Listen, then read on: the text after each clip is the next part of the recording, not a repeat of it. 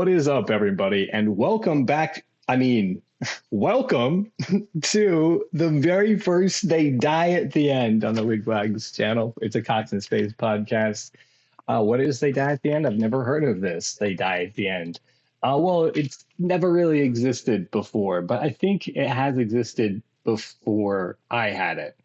Let me just call out before we get too far ahead that I am here with Raven the Misspelled and Logan Gifford, one of our co-producers of Cox and Space. Hello, everybody. Also writer and actor. I am Skip Marazzi, a writer and actor, co-producer of Cox and Space.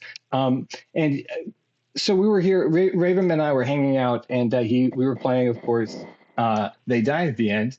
And he said, well, why don't we do that as a podcast, which, of course, we can and should do. Here we are doing it. So They Die at the End is a tabletop role-playing game. You roll d20s, and basically you are the voices around the main character. I, as the DM, or whoever DMs, takes over the character, sets up a situation, and lets everybody then fight over who gets to take control of the character. Then you try to accomplish the objectives that you've decided, 3 objectives you've decided before the game. And you try to do that before the main character dies, because if anyone rolls a 1, then the main character will die.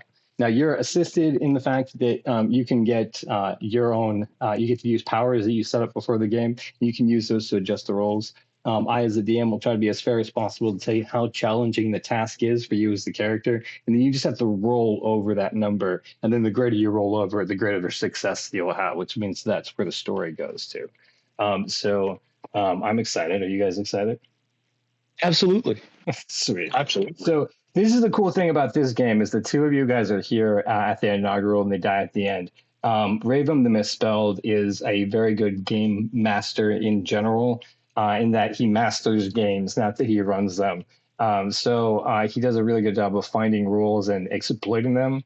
And Logan Gifford is our highest scored player of this game outside of this. So this isn't the first time this game has existed, but it's the first time it's existed as a podcast. So I'm excited to see what you guys are doing. You just have to message me your details, and then we'll let know when you're ready. I'm typing up mine now. I'm just trying to see what crazy shenanigans I can get my character to do this time. Aaron Cosbiel. So here's the thing: is everyone has secret objectives, and Aaron, we have started. We're playing They Die at the End. Hello. What is up? There it is. So everybody is messaging me their 3 objectives, and then the 3 powers that they use with the 4 points that you can split up between them. As I was saying pre-show, that if you have any Wigwags merchandise, you can also get bonus points for this game or Bridge Quest. And if you want to find out more about those, you can go to wigwags.us to check those out. So yeah, Aaron, do you have any questions about how to play They Die at the End? I know we talked about it briefly before. We talked about it briefly. I know there's objectives, and I don't know about the powers part. Okay, so all you have to do is come up with 3 objectives that you'd want your character to do while this game happens. And when the character dies, you get to choose new ones. So it's not like a huge thing because the character generally dies a bunch. We're going to roll d20s using this guy right here, which is if you just go to Google and say roll a d20, it will give you that to roll. Okay. And then the powers let you, so you know how D&D works is that you have a character who, is a thief and they're an elf, or Munchkin is probably a better example because you played more Munchkin, right? So this thief and this elf, they have a sneak ability and they can see in the dark. So their powers give them a +2 to being quiet, and then give them a +3 to dark vision, right? So that just aids their bonuses. So when you're challenged in this game, I'll tell you something like, you say, I want to climb a mountain. And I think to myself, well, you're a mouse, and a mountain is very tall. So in order for you to climb a mountain, then it's going to be probably something like a 12. I think you can do it, but it's going to take you a lot of work to do that. And then you have to roll over a 12. Now, if you have an ability that's like makes you like super resilient, or you have like athletic abilities or something like that, if you miss that roll where you roll an 11 instead of a 12, you can roll off against me in order to see if you can get the +2 that you've put to the athletic ability to make sure that you can do that ability. Does that help make sense? Okay. Yeah. So it's just like the more generalized those things are, the more useful they are. But if you have an objective that's super specific, it can be really helpful to getting that objective. Like if it's like, I want to learn how to jump on a pogo stick, you could put all 4 points into pogo stick ability to make sure that you get that when you finally make the attempt for it. Okay. So yeah, guys, you All right. message me whenever you are ready. And then also, if you could, just let me know that you've done that. Because I think I should hear it go pa-poing, but perhaps not. So, is it able to find my... Nice.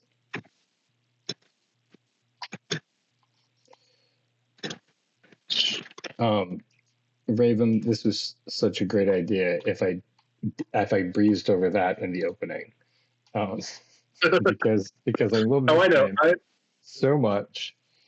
And I am probably the king of like making one single amazing idea and then just like hibernating for 10 years on ideas in general.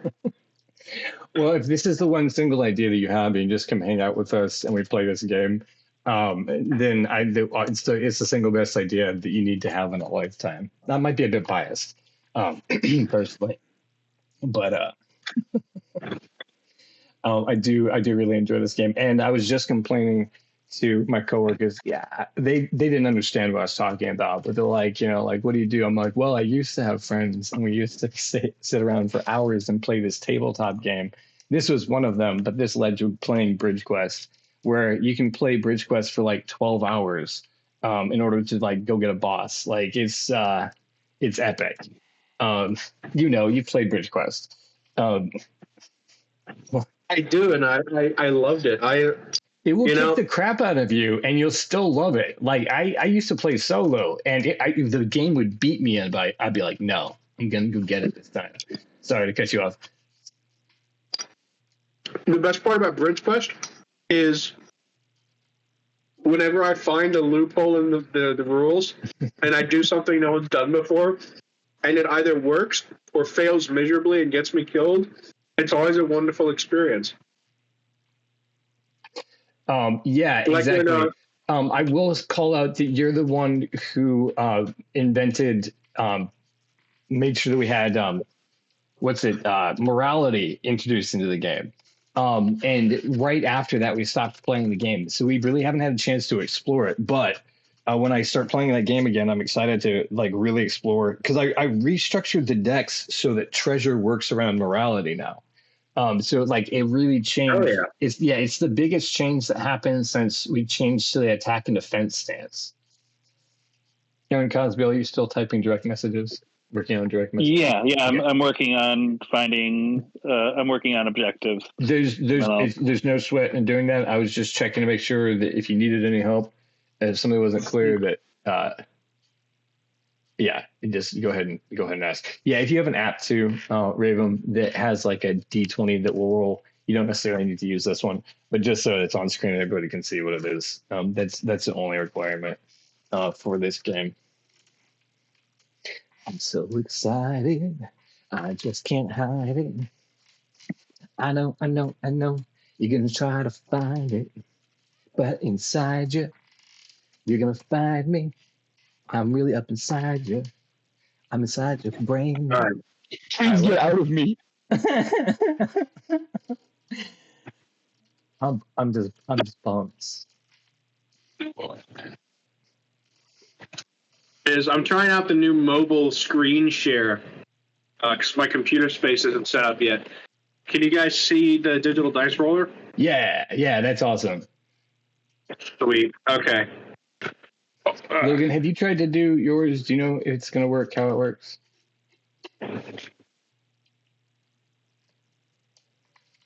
Oh, your guy may have stepped away for a second. Also, Aaron, this is session 0, so. Damn, I had to run through a bunch of shit to get back to where I was trying to get to unmute myself. But wow. No, I hadn't tried the dice rollers yet. Okay, all right. Yeah, and you don't have to be streaming live all the time to save your battery, but that's an issue. But yeah, definitely, let's see, do it. All right, so I am ready to rock and roll. Yeah, I see that both you guys have sent in your message. So Logan, I like how you went the style of splitting your points between 2 separate powers to monopolize those points. Correct. I'm not going to, of course, call them out what they are, so you still have the advantage. But that's an interesting, very thoughtful tactic. If that was too much table talk, I apologize. Oh no, that's fine. I've never seen someone do that before, which is why I was calling it out. And guys, those powers that you have, please remember to call them out, because I see them, but I don't remember them. Especially since we will continue to play so many games. Make sure you have your message pulled up so that you can see or remember what your powers are. I say in young people speak.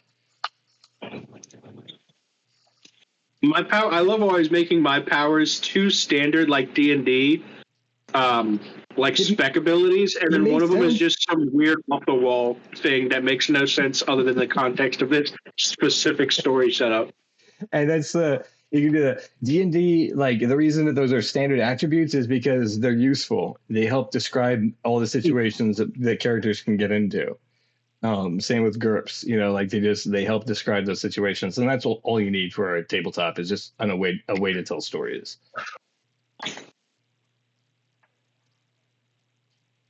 Oh, there's the die roller. Here I am. You're the die roller. That's I right. See now. Yeah.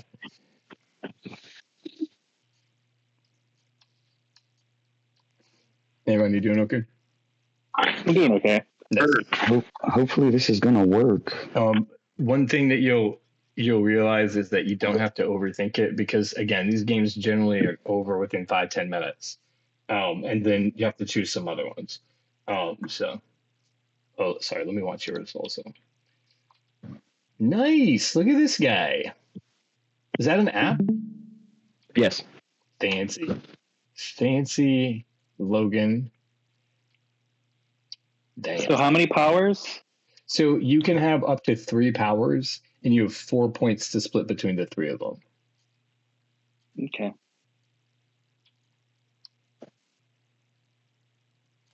And you might think that I'm trivializing it, but like as this is your first game, I definitely understand that feeling of like, oh crap, these have got to work. Ooh, Aaron Cosbill sent me. Nice. Ooh, okay. Oh crap, what's that last one? Can I look it up? Yes, go ahead. Okay. It's not something gross, is it? No. But it's really hard. Okay, all right, nice. I like where you're going with this.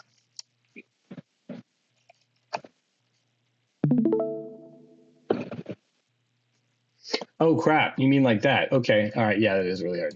Okay.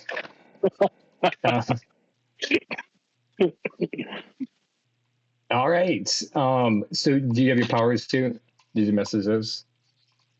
Oh, you're doing that now. Cool. I'm doing that now. Okay. All right, guys. Let me give you the setup. And unless you need like 10 more minutes. Do you need 10 more minutes or just a couple more seconds? But let me wait for you. That way we can get your dice stream up also. Who's whispering?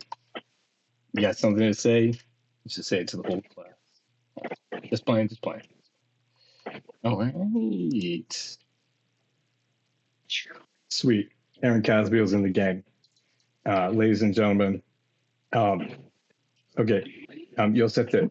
You gotta. Yeah. So how do you want to assign your points to those three? Do you want to go 1, 2, 1, 2, 1, 1, 1, 1, 2?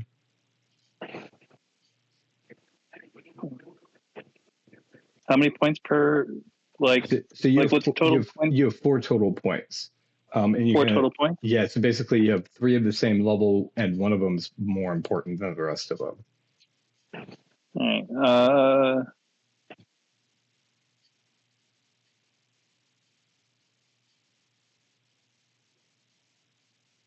Okay. Sweet. Yeah, I see where you're going with that. Nice. All right. Listen up, folks. This is where the rubber meets the road. Aaron, are you able to screen share? I'm sure you've been good at that previously. You can't believe what? Do I need to do anything else, or? Yeah, you need to screen share your die. Are you able to do it? Okay. I will be. Give me a sec.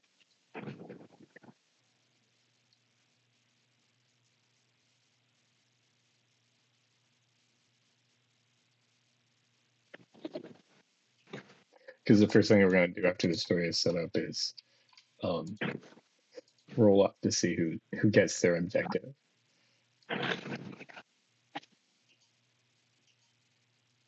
We roll in D20. Yeah, the game is all there. Yes, thanks, buddy. It's all in a D20. Oh, what? I got the whopping 7. Nice. Let's see what kind of developments Nice, we get. You got it. Okay, cool. All right, 14. we rolling, boys. All right, here's the situation, right? Is that you can't believe how stupid it is that you followed the spaceman out the window because you thought that you were going to impress Andy by being the most toy-like toy you could ever be. And this has gotten you nowhere except for inside this torturer's bedroom. Everybody roll up. Ooh. All right, so message me a point that you got a 20. Who? I got a 19.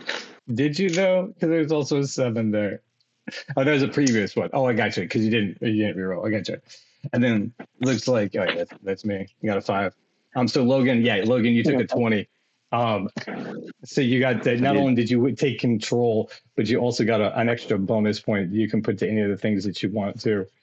You can use a bonus point as an interrupt, again, to interrupt another player. You can get a reroll if you roll badly. And then also you could put a point to one of your powers to make them better than they are already. I think I'm going to save this bonus point for now. Sounds good. So you take control of the cowboy puppet. What do you want to do?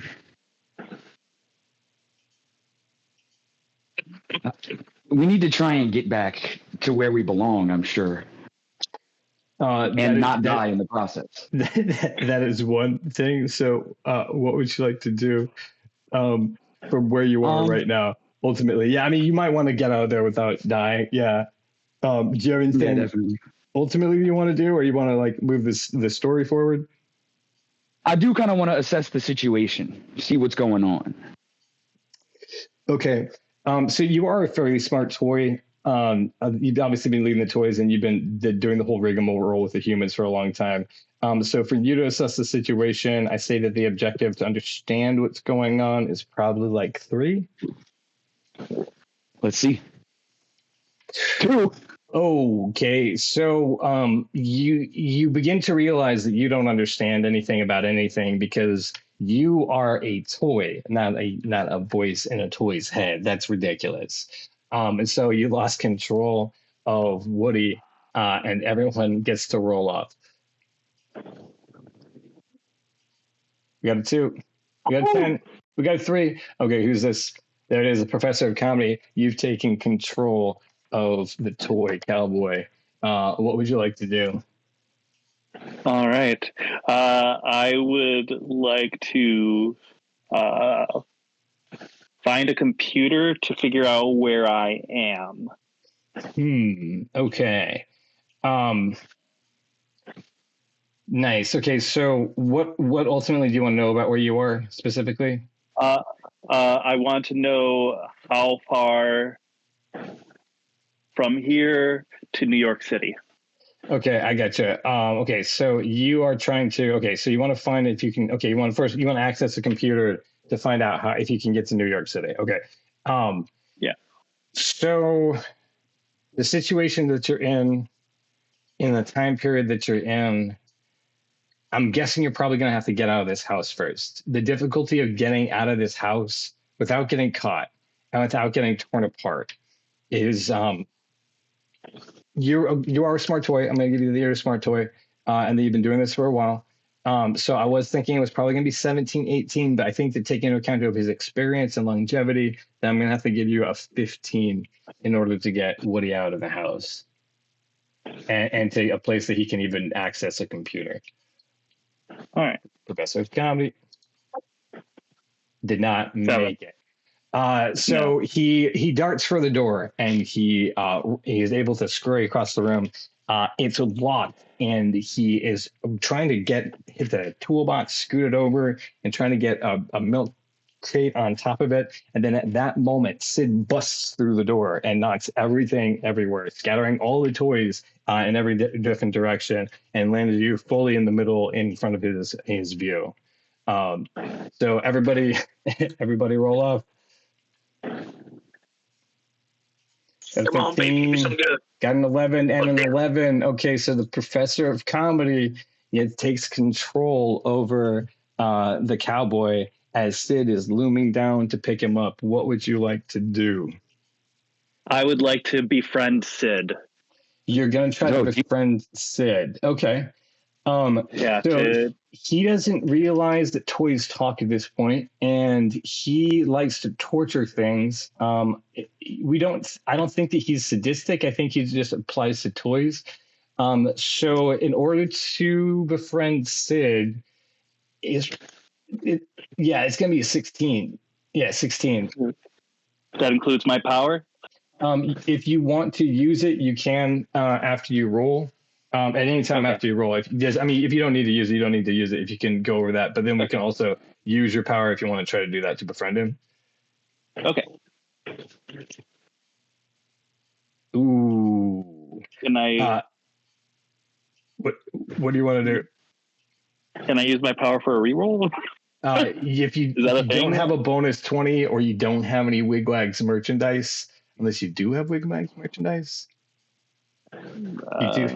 You do actually. If you have the copy of your copy of Making the Moment, which is actually official Wigwags merchandise, you could roll. I do actually have a copy of that as well. You guys.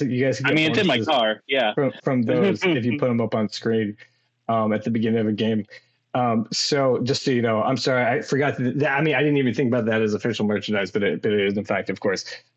You don't have. I think you're trying to use one of your powers, and the most you'd be able to do is add 2 points to it.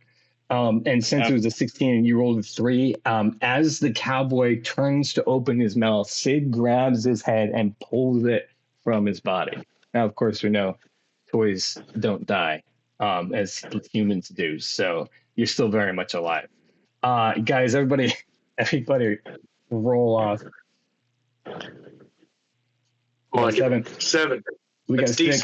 We got a 9. Yeah, okay. On a bunch of really low rolls, Logan's taking it with the highest roll. So your head has been taken off your body, but you can still move your body independently from your head. And Sid is laughing viciously. What would you like to do?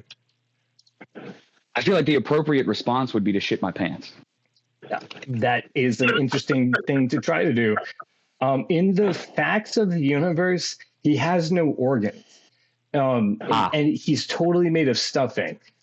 So this one is going to be really difficult. You'd think that'd be an easy task, but it's actually, in order to do that, you'd have to have a miracle. So it'd have to be a 19. I mean, dude, I'll try it. I want to see you do this because you get a bonus for it. 17. Do you have anything that's going to give you at least once? Is there anything that's going to give you the ability to? I should ask you about that second power. What does that mean? So, my second power, it's no big secret or anything, but it's Mr. Fantastic, which is essentially body made of rubber, can stretch, can shapeshift, can Okay, Mr. Fantastic. do like that if I need to. Gotcha. Okay.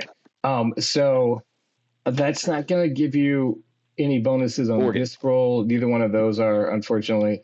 So it looks like no. As you tried to squeeze the stuffing out of a place that does not exist on your anatomy, Sid just starts to tear apart the top of your body.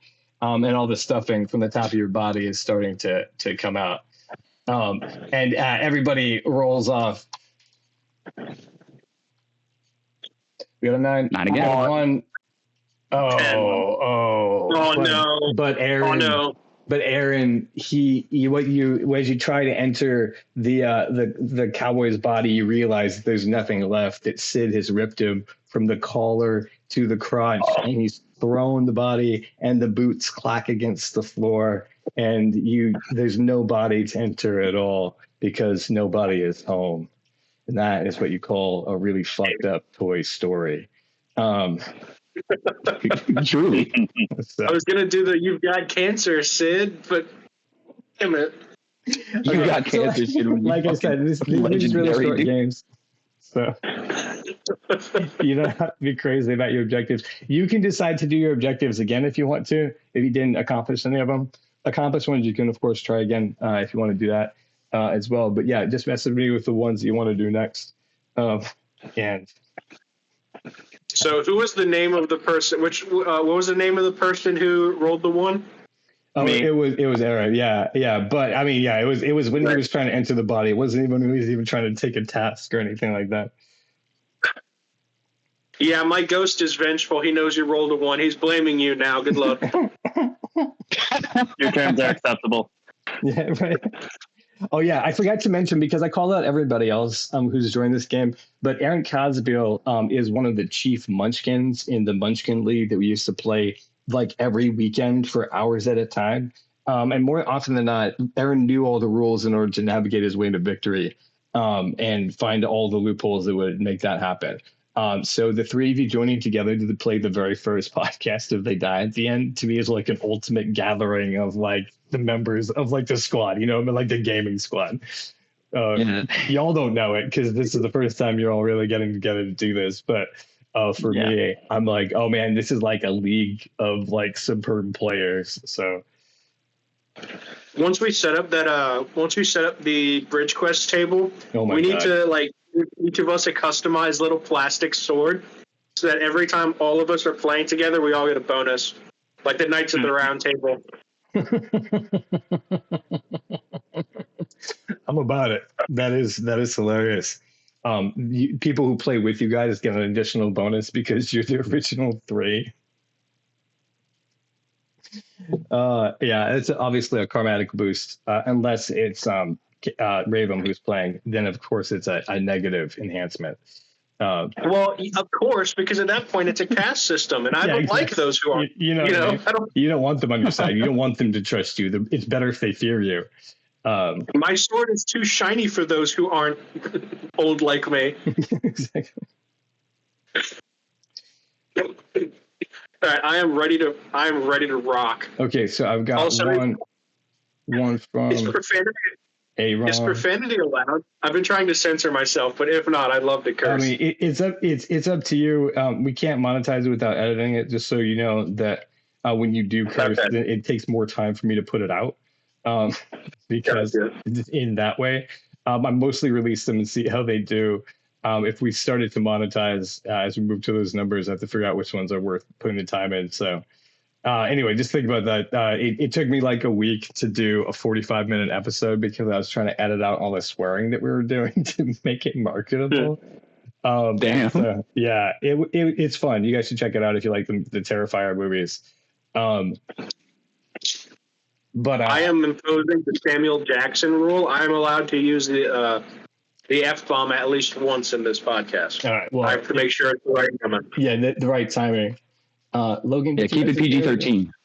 Are you playing the same goals, Logan? If I can, yeah, that works absolutely. for me because I didn't get anything done. Yeah. Yeah, so everyone's keeping their goals. Is that the deal? All right, cool. All right, that totally works. Sorry, I didn't realize that was happening, and you're all waiting for me. Because here we are. So here we are. You, the woman that you voices have been following around, has finally come to the realization that her life is shit, and that she doesn't love her husband, she doesn't love her kids. You know, she and her friend, they went out for a drive, and then they just realized, you know what, they fucking hate all of this shit, and they just don't want to do it anymore. And so they just drove off. And along the way, they found out that they needed some money and started a crime spree. So there you are, robbing a 7-Eleven and running back to the car before any cops show up. You guys roll up. We have 2 from Logan. We got a 10 from the professor of comedy. Raven got that 15. Nice. Hell yeah. Okay, nice. So nice. On the run, she jumps into the front seat as you're taking control.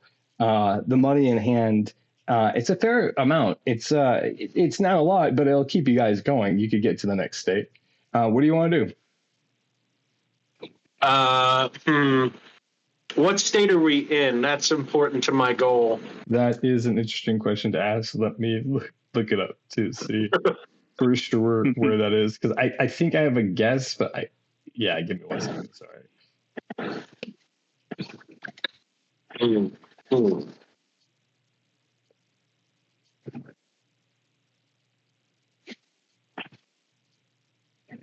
I'm sorry for the great pause there. Thank you for hanging with. I wonder if it's even mentioned in this story.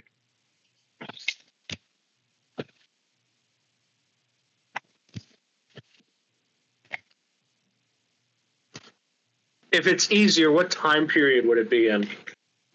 It's in the 90s. The 90s? What major conventions were there in the 90s? I've got it now. Of course, it is essential to this story. So what was the question again? You're in California. Oh, that is the state of major events. Okay.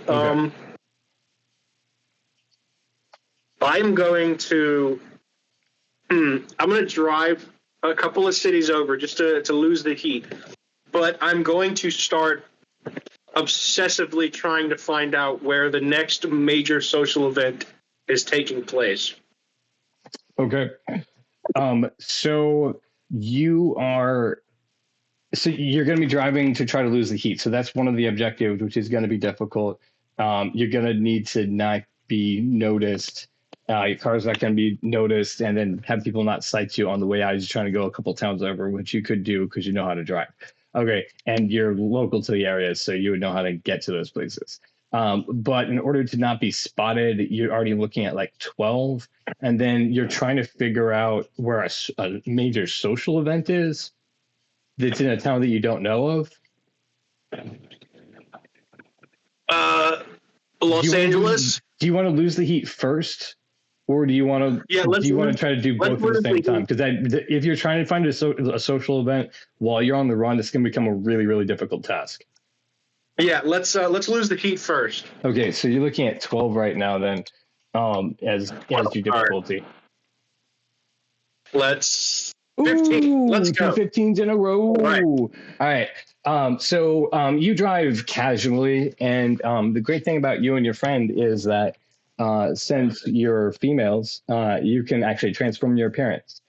So while you'd gone into the 7-Eleven with your sunglasses on and your hair tied down, now that you've taken off those things and you climbed in a car and you're driving quite casually, it doesn't look like you're up to anything at all. You're just quite an ordinary couple of ladies out on a drive.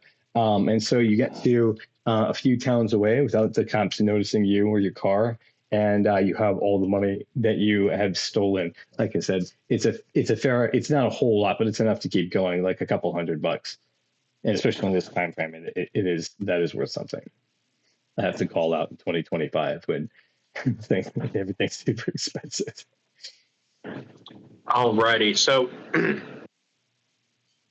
we need to find out how far away we are from Los Angeles.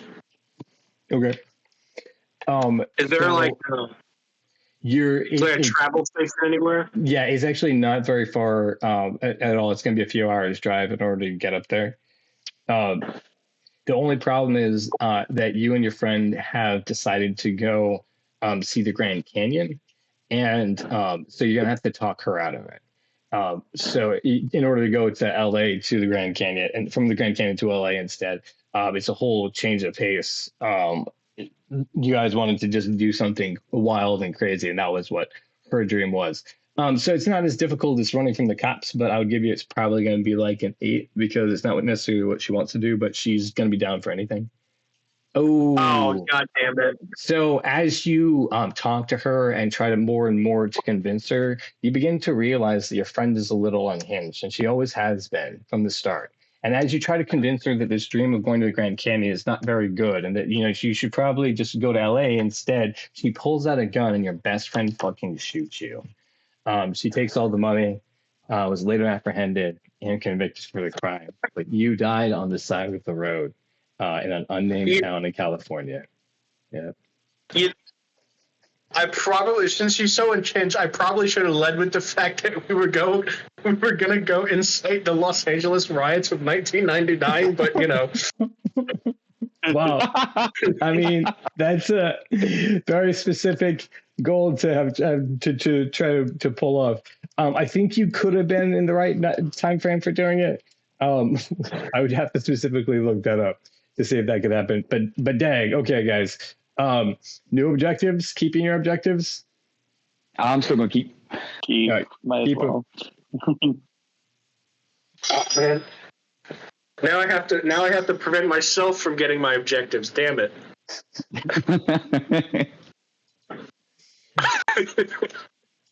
Oh, right. I'm already ready to go. You're good to go also. Okay, you're good. You're good to go. Yeah. All right.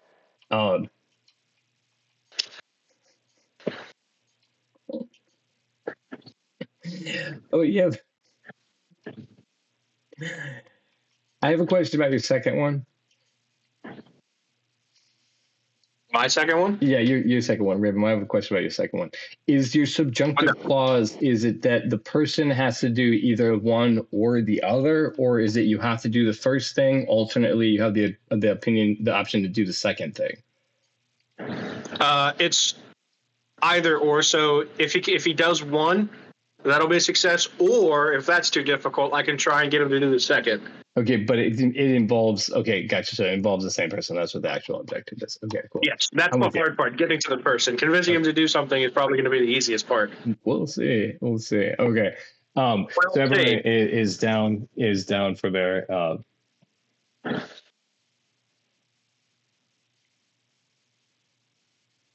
I am ready to roll. Okay.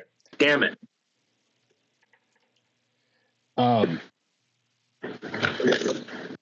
Hey, yo. What's up? Oh, I was just saying I rolled out of 16. Well, the roll was an accident. I poked my phone screen to wake you up. I was like, oh, you don't even want a scenario. Yeah. Right. Well, now you've gone and done it. Even though you worked so hard for the warden and you tried so hard just to keep your head down, because you got too uppity in your position, you've been put in the hole. Do you want to keep your 16, Logan? If I can. Yeah. Did you guys? Do I get to re-roll? Did you roll already too? Were you guys all rolling to get? Did you already roll? Yeah. Yeah. Okay, cool. Okay, then that's what it is. Okay, you guys are, and then you've rolled to take her. So, Logan, you've been put into the hole. You've been stripped naked and put into a place of utter darkness, and the doors clang shut. What would you like to do? Strip naked was an interesting thing for you to do there, bro. Yeah, I'm sorry. You didn't know that was pretty standard practice to like make sure that you have no comfort there inside the hole. It's fucked up. The prison system is it's a bad slaving system for real, guys. So I didn't mean to have that sort of commentary during this game, but yeah, no, that's kind of things that happen. Well, So it's dark. I can't see anything. I have no provisions, no nothing like that. Oh no, I'm sorry. You can see everything. The light is they've left the light on. Okay. It's 6 by 6 space, so you're not getting any sleep.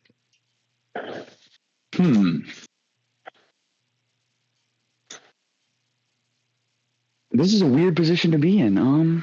It was a random roll that got us here to this story.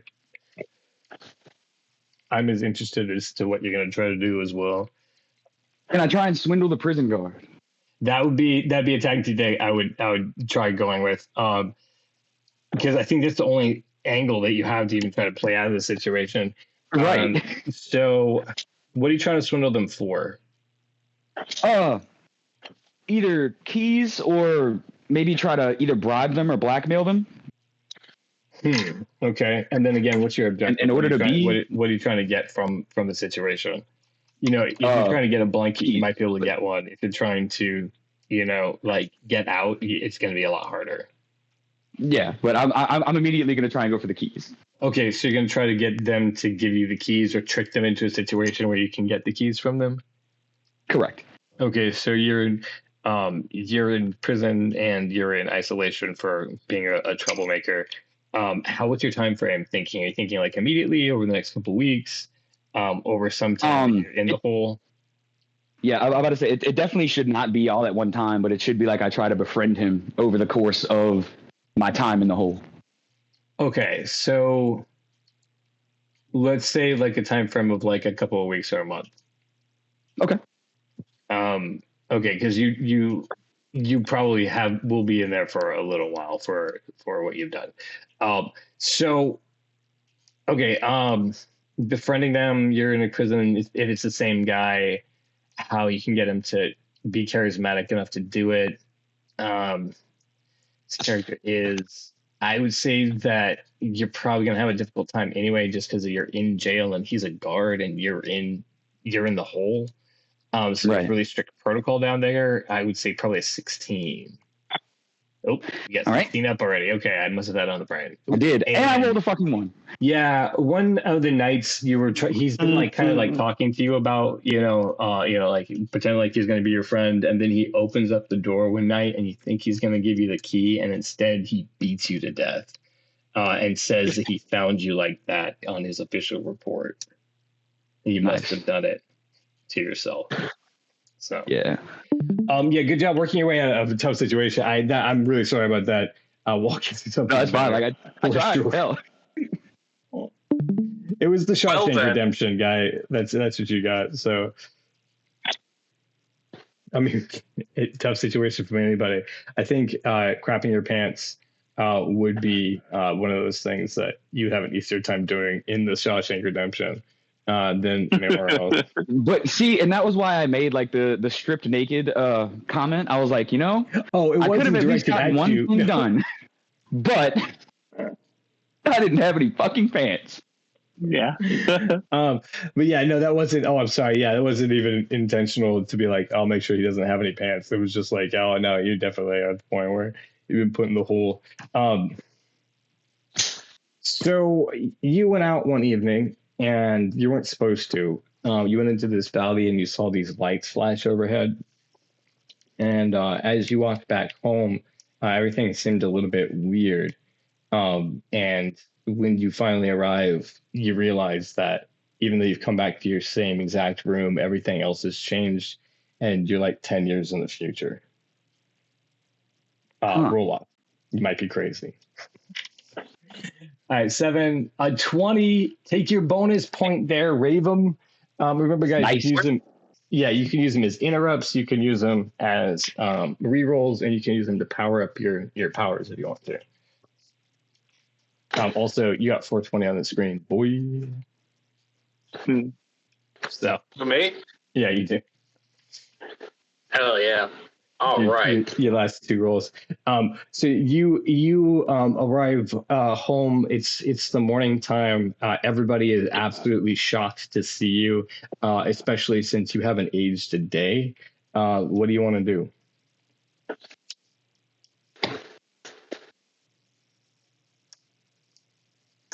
I would like to tell them I've discovered the fountain of youth. Huh. Okay. And you want them to believe you, obviously, right? Well, absolutely. I mean, look at me. Yeah. Look at my skin. My wrinkles are gone. Okay. Is there any angle you're trying to do, or just to get them to believe that you found the fountain of youth? I just want them to believe that I discovered the fountain of youth. Okay. I think, given the state that you're in, it's very, very credible that you have actually found it. And so the fact that it's physically impossible is the only thing that was gonna weigh in their mind as far as skeptics go. But again, you've been missing for 10 years and you look the same age as when you disappeared, like from the missing poster picture. So I would say the difficulty of that is probably a 4. A 4. Oh. I somehow failed. Yeah, and so but what don't you have a charisma? I wasn't trying to call out your powers. I believe that you do. I do. You only I have have 1 point there. You could use your bonus points to either re-roll or build up your charisma, and you could make it. I think I should just re-roll. How do I do that? I've never actually done a re-roll. You just scratch out the fact that you have a bonus point. We all forget about it collectively, and then you just re-roll. Yeah, the objective was 4. 4. Come on now, don't fail me. 16. Hell yeah. Boom. 16 instead. So they're like, oh yeah, that sounds really, really plausible. In fact, they start to believe that you know a lot more than they do, because you seem to have mastered some like great wisdom in the time that you've been gone. Now, on the aside, you're really just saying the same stupid shit you've always said as a kid. But like now they're like really holding in high esteem, and they're starting to get other people involved too. They're like getting like celebrity interviews. It's a really famous return. You're getting to have like talk show like moments. People are wanting to know your story and how you've discovered the fountain of youth, and they are all believing you. So you've got yourself a public platform from the fountain of youth. Fuck yeah. Well, damn, there goes my my there it is. my Samuel L. Jackson, Joanna, the whole thing. Dang it. Okay. I'm just playing. Whatever. It just slips out, man. I'm telling you. Okay, so I've got a social platform. That was way, way easier than I thought it would be. Yeah, I would like a 16 to, out of 4 because you already had the odds in your favor and definitely helped that situation out. I like to imagine that I fumbled really bad and like messed up my words and then just randomly straightened my tie and just went, I'm sorry, let me rephrase that. I'm a little bit fragile from my experiences. And then they're like, you said what? Yeah, there's a book deal in the works. You definitely know that that they might talk like either like a TV series like straight to Netflix or like a book deal. I think I'm gonna try and set up a press conference to talk about my experience discovering the Fountain of Youth. Okay. So are you trying to set up just like one single press conference or like a convention where people can come meet and greet so you can have that speech? Or I think a convention would probably be better. Okay. And with your public, it shouldn't be too hard since I've got celebrity friends now, right? Right. I mean, you have some social sway, and you are the it thing right now. So, okay. I think you could probably. I mean, I think people could see that that'd be a money making deal. You have some social pull. Conventions are expensive, so you're gonna need to come up with some money and convince some people that's more than a flash in the pan, or the flash in the pan is worth it. I'm going to say just because it's a big deal to do something like that, because you want to do like an actual, do you want to do like bookstore level, or are you trying to do like stadium level? You know what I mean? Like a large event. Let's go big or go home, and let's do stadium level. Okay. Then I think with the funding, but plus your attention, you're looking at an 80.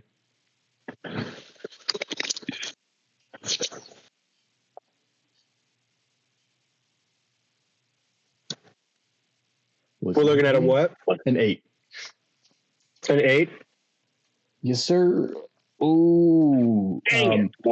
So, initially it seemed like it was going to be a really big thing. Like everybody was definitely going to back you on that.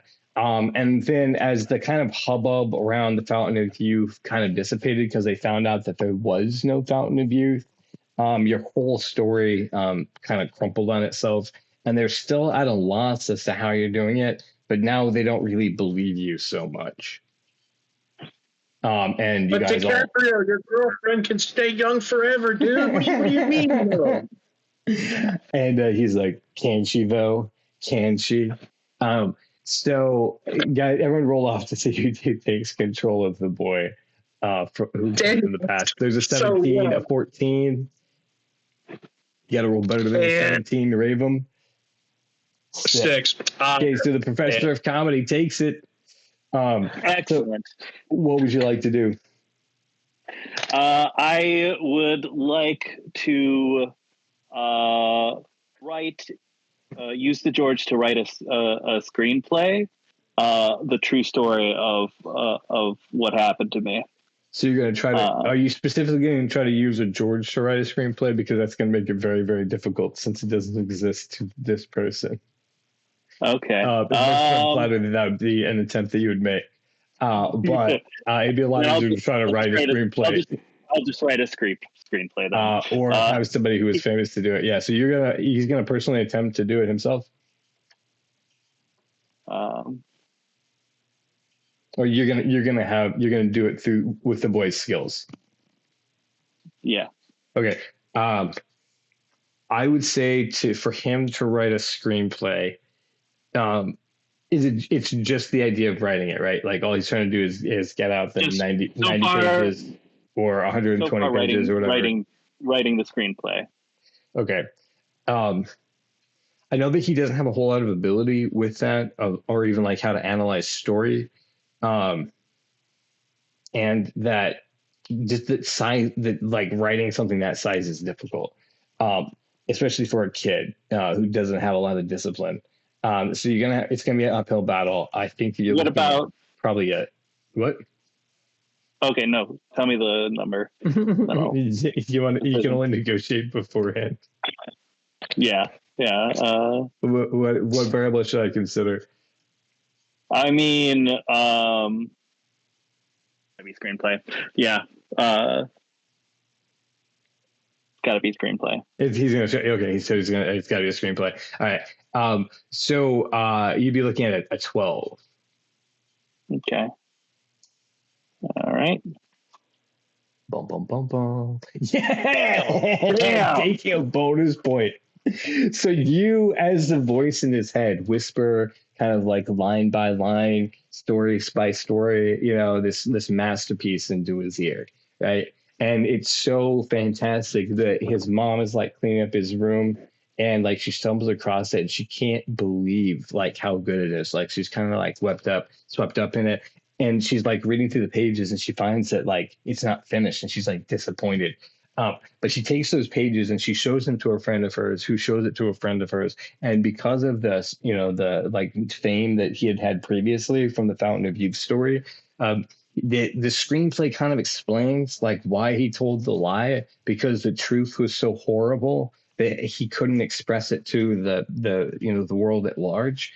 And so it kind of it exonerated him in a lot of ways. And so when everybody read this story, they're like, it has to be a movie. And so like people just started to come from all over, and it's like, even without him like trying to put out feelers to see who would produce the film, people were just lining up being like, we need to see this film because we're sorry for judging you the way that we did. And we will find answers to your situation. So it got made into a movie. It did actually win a couple of awards. Best screenplay was one of them. For best screenplay? What's that? Oscar for best screenplay. Got an Oscar for best screenplay. How'd it do? How'd the soundtrack do? So let me give you a roll real quick to see, because he didn't write the soundtrack. So you're sharing your whole screen, so you know. Sorry. I mean, it's depending on what it is that you're wanting to look at. I agree. Tungsten is the best tasting metal. I mean, that's a fair observation. That was just my joke, my notes app, where I usually put jokes. Gotcha. So yeah, as far as the script writing was concerned, you got the Oscar for that. It was, best young screenwriter. People, of course, empathize greatly with his story. So what would you like to do with all of your newfound fame and success? I would like to develop the Broadway adaptation of the movie. Okay. Is there any way that I could interject before he does Broadway? You could try, but you don't have a bonus point anymore. Damn, you're right. Just use it on your reroll.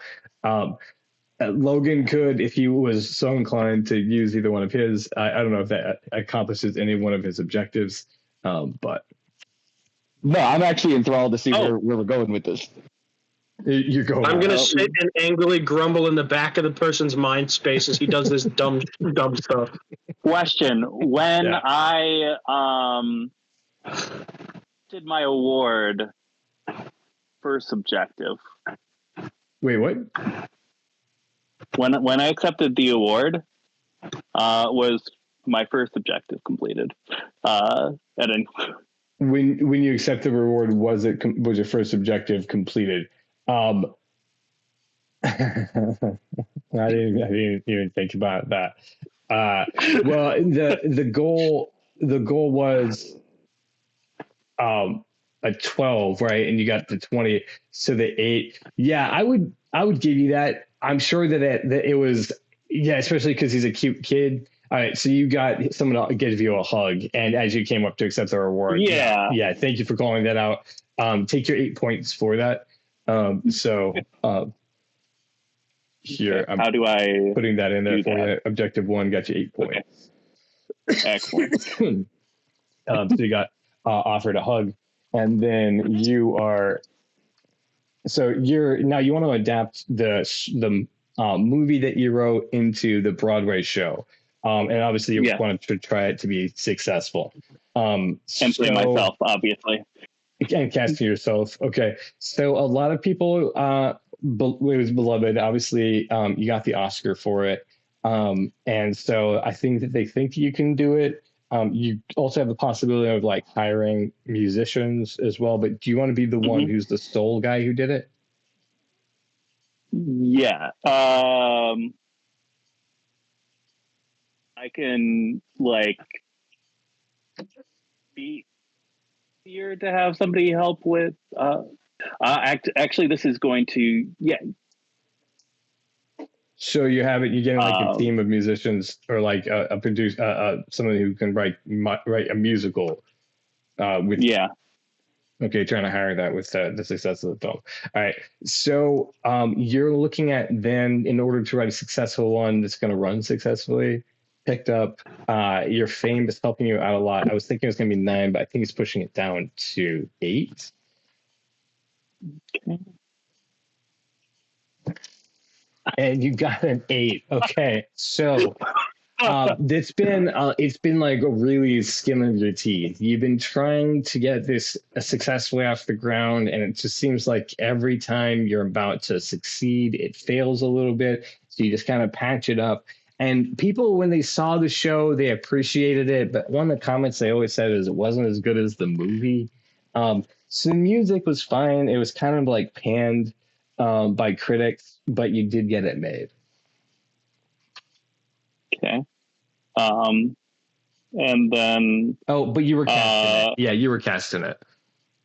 Cool. Because that was what you had decided to do, and it was successful. So you got your 1 point for getting cast in a Broadway show. Yeah, excellent. And then I'd like to submit it for the award season. Okay, gotcha. So you're trying to get the Tony? Yeah. Okay, so here we go. You guys still playing this all out, letting it stand. All right. So it was a show that came out, wasn't really hugely looked at. You're obviously trying to win the Tony, right? That's the goal of submitting it. Because you can make the goal of submitting it, which is really easy. But then you have to, take the challenge of trying to win. But to win the contest with the show that, just did okay, that was definitely better as a movie. I think that it's going to be a steep climb. Tonys are pretty prestigious. There's a lot of people with a really high production value, a lot of experience who aren't kids. So I think people would, a lot of people may talk behind his back that yeah, he got that show, but only because he has a reputation of a kid, who's getting his reputation back. They might be over it and not really seeing it as a historical thing. So I'm probably thinking you're at a 16 to win a Tony, for that. Okay. There's a few different categories you could go to, best play adaptation, best actor,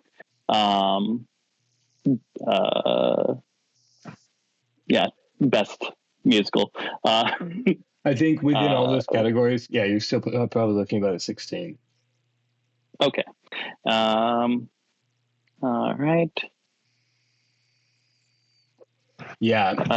It was the committee never really formally laughed at you. They did thank you for putting it in, but you could see the patronizing look on their face when they took your acceptance, and your money, of course, for submitting it. Things are coming out, nice try, kid. You've been pretty successful, as a kid. You did have a movie made, about your life, and you've kind of stayed in the spotlight. It feels like it might be fading, but all the voices in your head started talking all at once. Let's see a roll off.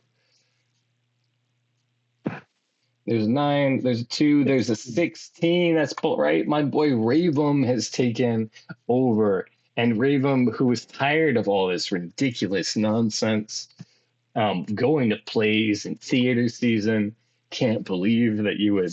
What are you going to do?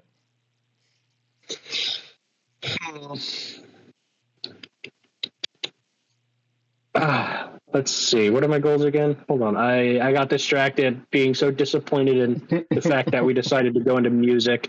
When is the next major event that I'm going to be attending or hosting? Might as well play with the cards that I've been dealt.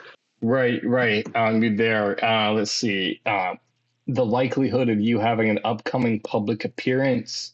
What type are you looking for specifically? Anything with a large number of people. It doesn't have to be anything specific. Okay, so there are some talk show things that you're going on to talk about how you're kind of disappointed that you didn't win a Tony, even though a lot of people think you should.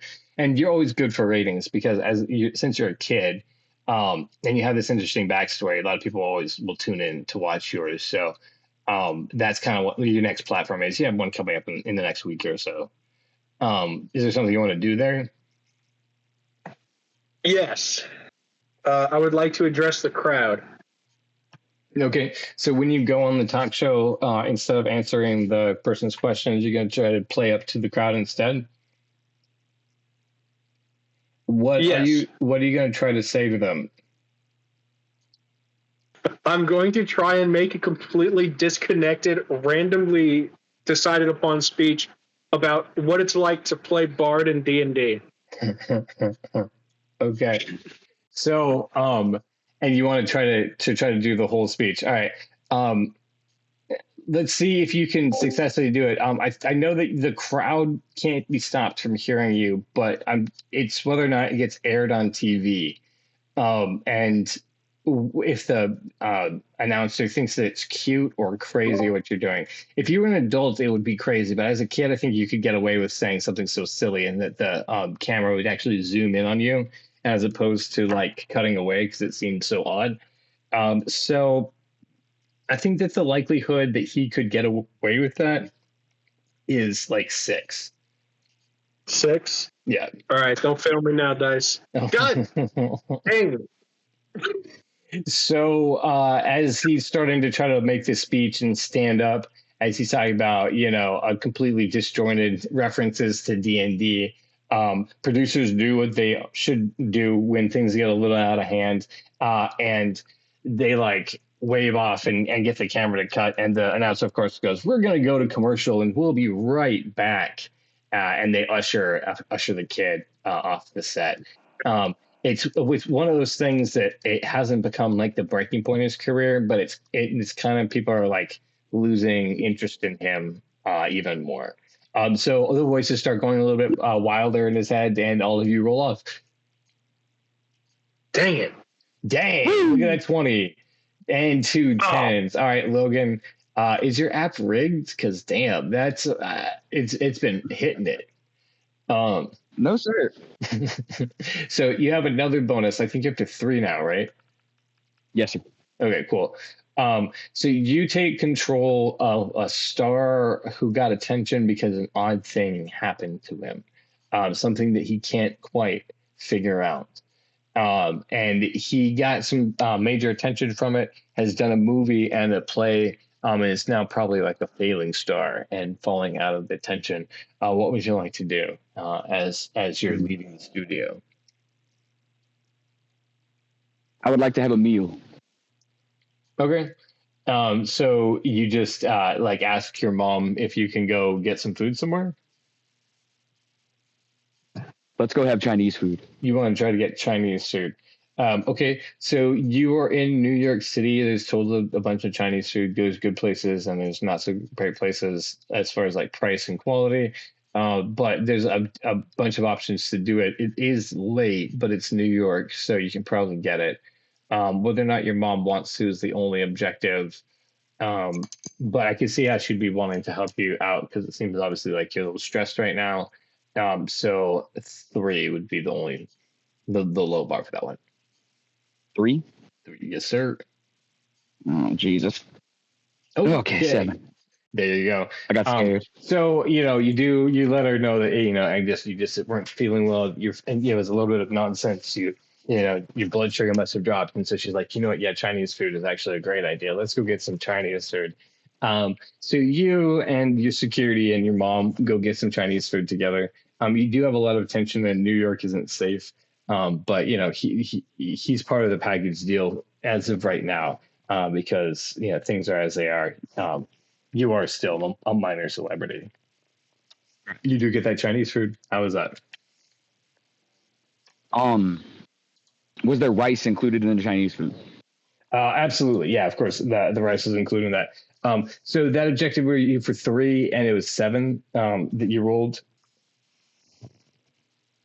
right? So that would give me 4? Yeah, so you got 4 points for that. Yeah. Trust me, guys, my goals are always pretty normal.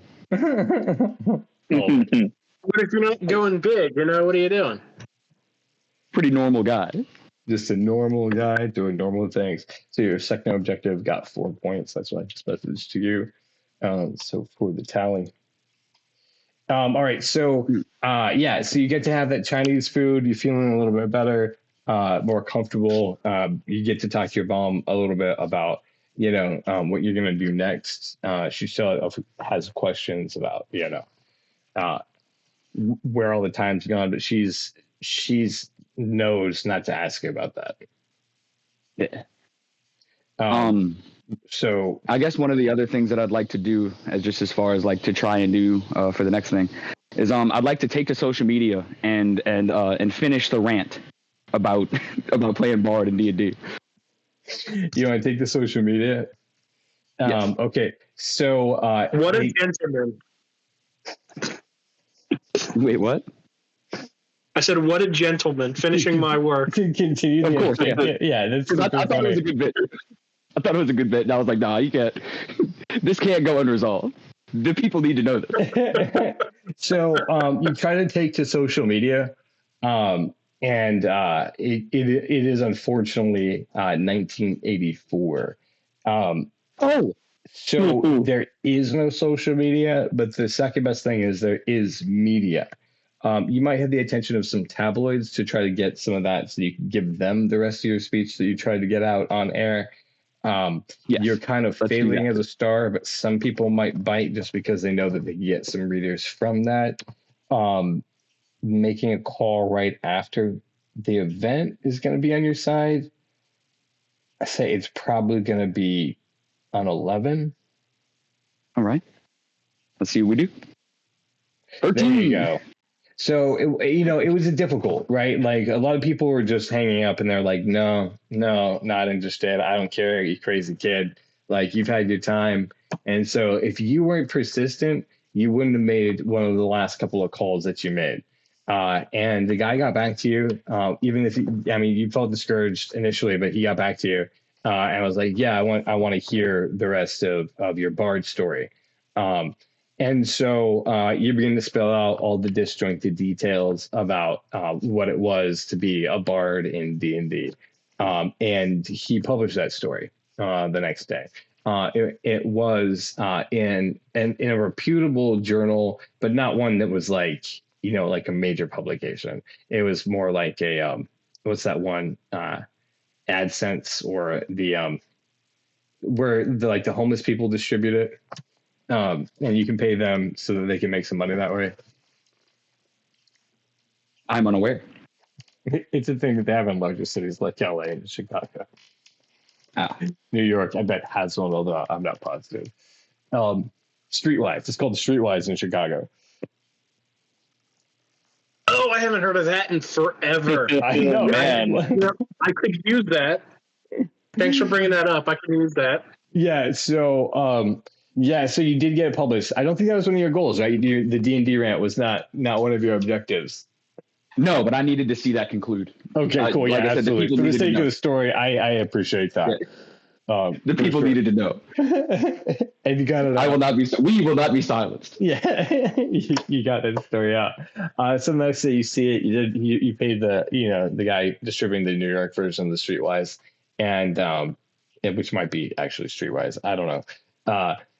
But you see that the word did get out. What do you want to do with the rest of your life and career?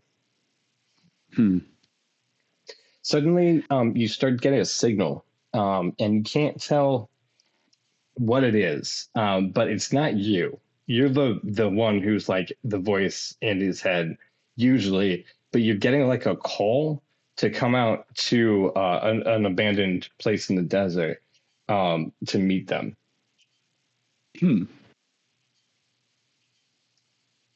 Let's follow the signal. Okay. So you're in New York and you're trying to get out to the West Coast. And you're a kid. But you have money. So your parents they're gonna not want you to do it, but also you have a fair amount of sway because of your money. So I will say you're probably looking at a 7. Okay. Let's see what we can make happen here, fellas. Let's do it. There it is. Yeah. Okay, cool. Yeah. Nice. Nice. So they, ever since you came back and started the story with the Fountain of Youth, they've known something is just very different about you. So they expect your life to be different. So when you tell them suddenly that you need to go out to the desert on the West Coast, on the border between Nevada and California, they kind of like, okay, well, take your bodyguard with you. Make sure you get there safely, bring enough supplies, because they know that you're going to be safe. So you get packed up and ready to go for this trip out there. You land in the desert. Your bodyguard drives you out to the location, and when you get there, you see a starship is waiting for you. What do you want to do? If you get abducted by aliens, please express to them the importance of a bard in a D&D party. It's so important. Oh my god. The aliens need to know too.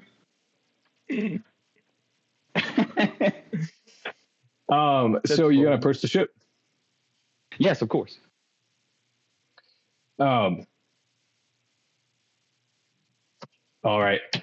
So as you approach the ship, it's not that difficult. You've been silently communicating with it the whole time. You realize as you've done it. So in order to approach the ship and to get a reaction from it, it's going to be a very low 2. Okay. Nice. Okay, cool. So the bond between you and the ship is very, very strong. So clear in fact, you know that you're looking for Max and that he's the one who's trying to get you on the ship. You know why you're there too, because you're trying to, there was an experiment that went wrong when they abducted you to do some tests, and they need to now get you back to the right place in time, because that's how they navigate it, is through space and by bending space and time. But the only deal is they've got to wipe your memory first. So it's laid out all very clearly. It's very logical. You can see that it's not a big deal whatsoever. But at the same time, he's leaving it up to you because they're apologetic that they messed up, and they want you to be willing to do it. So they have to wipe my memory? The thing is, in order to put you back in time, they don't want to break up space time. And so they don't want you to know about the future, the things you know about the future. And so they have to put you back to the same place with your memory wiped. So you can't use anything from the future. Not my screenplay. Not my theme. Right, well, you will be going down a different timeline when you return. So, and now we're about to get fucking memory wiped. Yeah, so it's up to you whether you want to do it. They are giving you a huge amount of leeway and respecting your autonomy as a being because they feel so bad about what they did. They really shouldn't have made the mistake that they did. So the displacement is their fault, and they can understand that going back is also traumatic. But it's better for everyone if the timeline plays out that way, because that's the better intention of the universe without the disruption. No, I'm not going to do it. You're not going to do it. Okay. They are giving a lot of leeway, and they're talking through it. Okay. And you're going to try to resist if they did try to convince you otherwise, right? Correct. Okay, because they do have a high level of persuasion to be able to do it. So for you to be able to resist their cunning, charming, logical arguments they're having with you, which is kind of like a mind spell, and that it's telepathic, is already putting it at 9, but they are giving you some free will. So let's say 8. All right. So you're nope, not going to do it. And Max goes, okay, I understand. I respect that. And he retreats back into the ship and then takes off for the stars. So nice. He resisted an alien abduction. That was pretty cool. I did forget to tell him about the importance of a bard, but damn. It's fine. We have the rest of our very long lives to do that. Yeah, exactly. You're a kid who's living in the 80s and has a lot of fame. You are standing with your bodyguard in the desert, looking up at the stars where the ship has just taken off from. Slight suntan, if it's to believe from the Close Encounters of the Third Kind.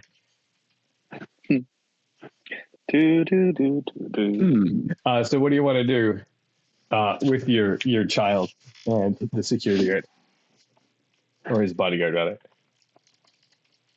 I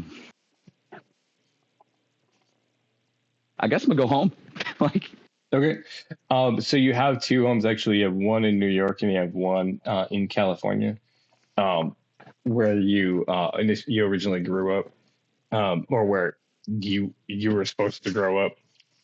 That's where your parents live. And then you have the newer place that you got, the apartment you got in New York. So you could be working. Which home do you want to go to? We'll go to California. Okay, so you drive back to California. You're gonna be able to sleep on the way. You have a driver who will get you there safely. Obviously there's a couple of like twists and turns of this like weather and navigation and stuff like that. Accidents can happen. But I think that you could probably get there pretty safely. 3. Nice. All right, cool. So yeah, you got a great nap in. You got back safely to LA. You're able to stop and get some breakfast, and then you got some more sleep. And so yes, you wake up in LA, in your little place in Malibu. You're like just glad to be alive and to have the fountain of youth that you've gotten bestowed on you in so many ways. Do you have any goals you like to achieve? Do we ever age? You haven't so far. I mean, this is really within the first like year after the return from the abduction. Okay. So like you were a kid before like 12, now you're like 13, something like that. Okay. But if you wanted to just like try to grow old, and have an objective as you were growing old, of course you can do that.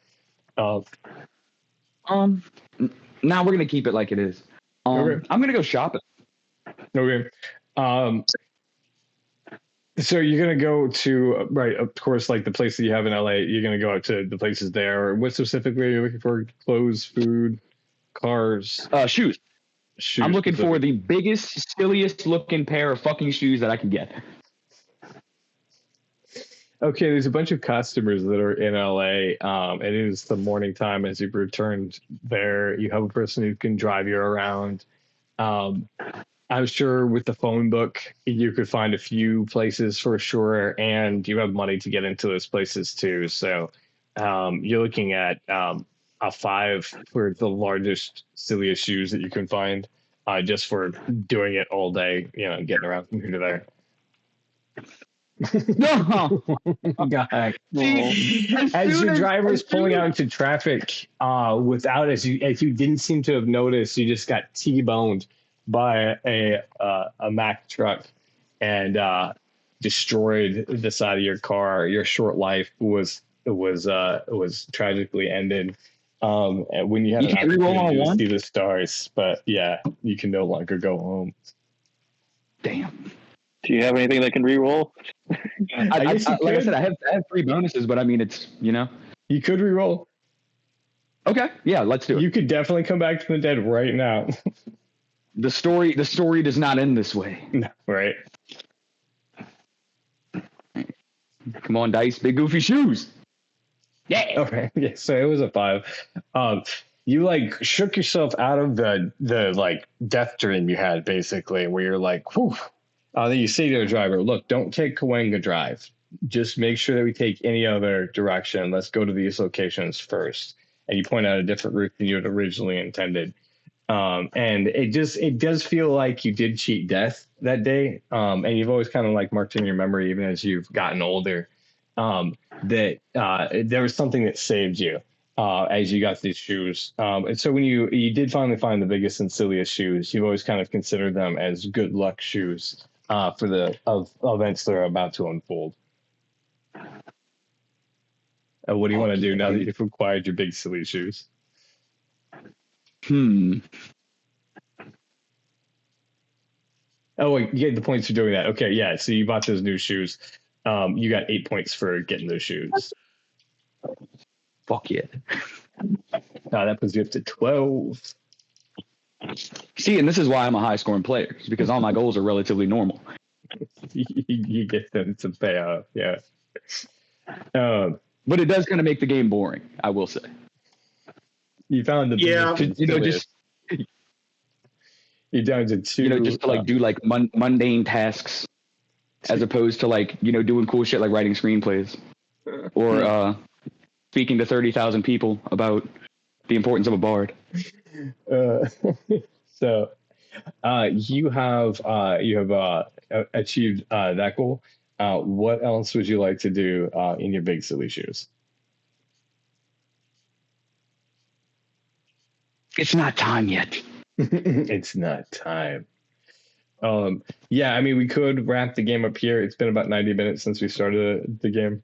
I think that's a good run for our first one. So it's up to you. But we're looking for either a victory or a soon to be death, since you've had that as like your good luck charm. Well, I guess I'll just go ahead and go for the W. Can I shit my pants? Yeah. So as you've been out shopping today, you've definitely gotten some food. You got the silly shoes.